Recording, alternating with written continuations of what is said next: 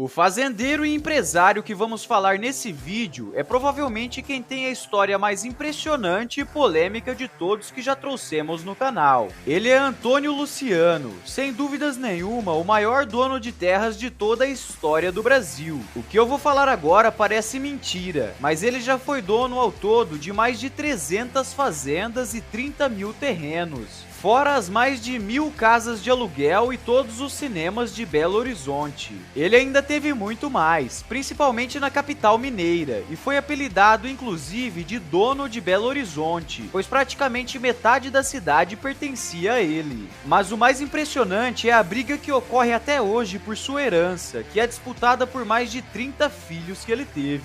Ele com certeza foi o maior dono de fazendas que nosso país já teve, e você vai conhecer essa história incrível agora. Mas antes de assistir, por favor já deixe seu like no vídeo e se inscreva no canal. É de graça pra você, mas ajuda muito a gente. E no final, deixe nos comentários o que achou do vídeo e diga para nós se você já tinha ouvido falar nesse homem. Agora bora pro vídeo!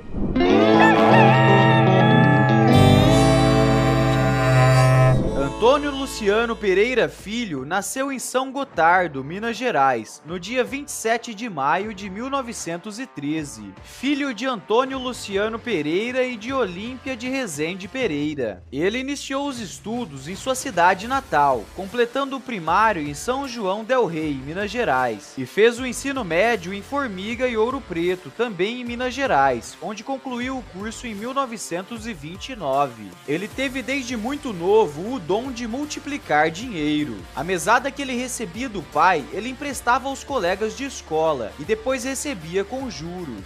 Ele ingressou no ano seguinte na Faculdade de Medicina de Belo Horizonte e formou-se em 1935, e exerceu a medicina na capital mineira até 1939.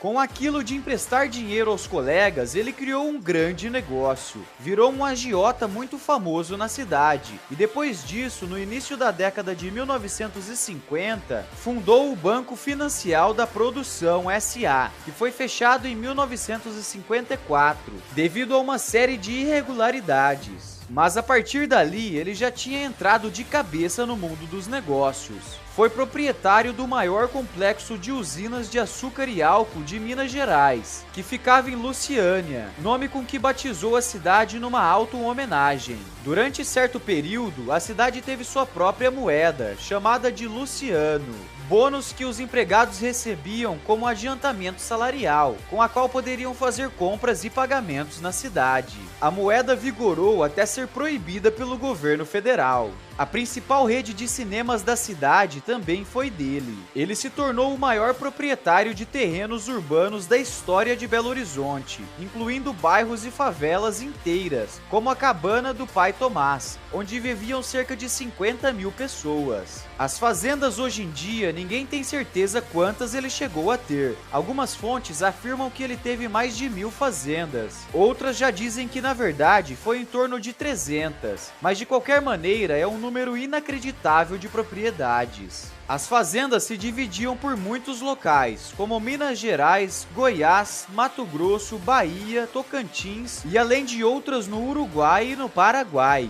Na época ninguém tinha a menor dúvida, ele era o maior dono de fazendas de todos os tempos. Já as cabeças de gado, ninguém sabe ao certo quantos ele tinha, mas pelo número de fazendas já dá para se ter uma ideia.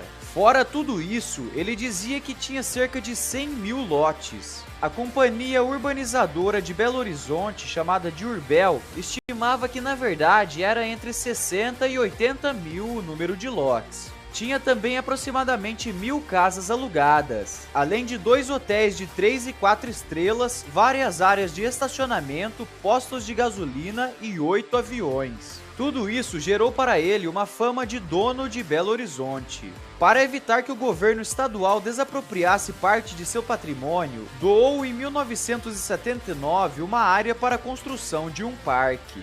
Atraído pela política devido à amizade com o ex-presidente Juscelino Kubitschek, filiou-se ao Partido Social Democrático e, em outubro de 1962, foi eleito deputado federal por Minas Gerais. Em 1964, apoiou o movimento político-militar de 31 de março, que depôs o presidente João Goulart. Na legislatura seguinte, foi eleito como suplente na Câmara, mas foi cassado e teve seus direitos políticos suspensos por 10 anos. O empresário era a favor do controle da natalidade, mas definitivamente não aplicava isso em sua vida pessoal. Filhos ele só admitia 3, os do casamento, mas as 5.000 páginas do inventário de Luciano comprovam. Foram 27 filhos fora do casamento, com 22 mulheres diferentes. Antônio Luciano morreu de câncer em 1990, aos 77 anos. No fim da vida, talvez prevendo a confusão que a herança causaria, ele e a mulher doaram tudo o que tinha para os 3 filhos do casamento, mas o restante dos filhos de Luciano não aceitaram, e ainda na década de 90 conseguiram fechar uma nova divisão da fortuna. Nesse novo acordo, os filhos do casamento ficaram com a parte do patrimônio da mãe. A parte do pai foi dividido em cotas iguais. Cada filho reconhecido ficou com cerca de 25 milhões de reais para cada um. Teve até uma cota reserva para possíveis novos herdeiros. A fortuna total de sua herança foi avaliada em aproximadamente 3 bilhões de reais. Embora isso seja muito dinheiro, com tantas coisas que ele tinha em seu nome, isso não parece muito, pois só as fazendas já deveriam valer muito mais que isso. Mas sua vida polêmica também fez desaparecer muito dinheiro, e ninguém sabe ao certo o que aconteceu com o restante dos bens da fortuna. E recentemente, até o governo está querendo pegar uma parte dessa herança. O estado de Minas fez um pente fino no patrimônio dos herdeiros e chegou ao valor de uma taxa que chega a 105 milhões de reais, que pode dobrar em caso de multa. Em Lagoa da Prata, a 200 quilômetros de Belo Horizonte, todo mundo sabe quem foi Antônio Luciano e a polêmica passa longe. Uma reportagem de TV entrevistou pessoas da cidade que conheciam ele, e por lá nada de polêmica, pois praticamente todos os moradores de lá admiram ele e dizem que ele foi ótimo para as famílias e que não tem nada de mal para falar dele. Além também de falarem que ele foi um homem muito trabalhador em toda a sua vida. Mas claro que também há controvérsias e muita gente fala mal dele e critica todo o seu passado. E aí, gostou de conhecer essa incrível história polêmica do maior fazendeiro e dono de terras que o nosso país já teve? Deixa aí nos comentários se você já tinha ouvido falar do Luciano.